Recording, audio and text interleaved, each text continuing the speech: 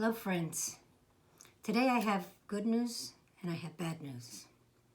And let me start with the bad news. We know that in Italy there was an exponential curve that went like this in number of cases that led to a very serious situation in Italy. In New York City today, it was announced that cases are doubling every 3 days. They have 25,000 cases. But what does this mean for the rest of us? It means that this week and next week, and possibly the week after, based on when it started, is when we're going to see the highest number of cases, unless we maintain social distance and we keep ourselves indoors as much as possible if we're not essential workers. The good news also comes from Italy. For 2 days now, they haven't seen the increases in deaths and in number of cases that they had before. Is this the start of a turning of that curve? I don't know. We're going to have to wait and follow it and see. But it's encouraging that the number of cases and the number of deaths are not increasing. The second good news is that testing as of today have started in New York and in other areas of the country to see how we can fight the virus. Medications, antibodies, taking the blood out of somebody who was infected and taking out the antibodies from that blood and giving it to somebody who is infected and suffering to see if we can help them fight the infection that way. And there are a number of other strategies. Some medications are experimental and the clinical studies are being done. And some of them have already been approved for other uses.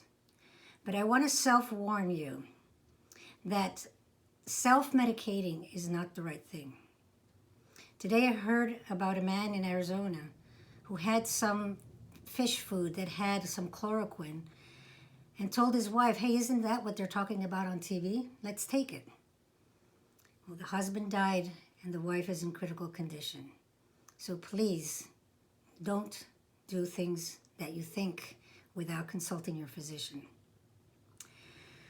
The third set of good news that I have for you today is that the people that are on this were people that I had the honor and pleasure of working with during the HIV epidemic.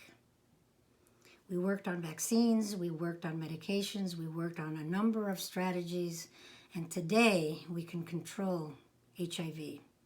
And today people live with HIV for many, many years.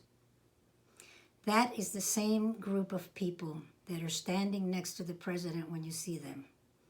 Anthony Fauci, Deborah Birx, Bob Redfield. All of those three were leaders at the time of the HIV, and they're leaders in the time in coronavirus. So we're in very, very, very good hands.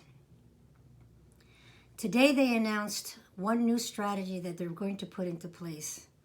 And that is, number one, if you've been in New York, self-quarantine yourself for 14 days.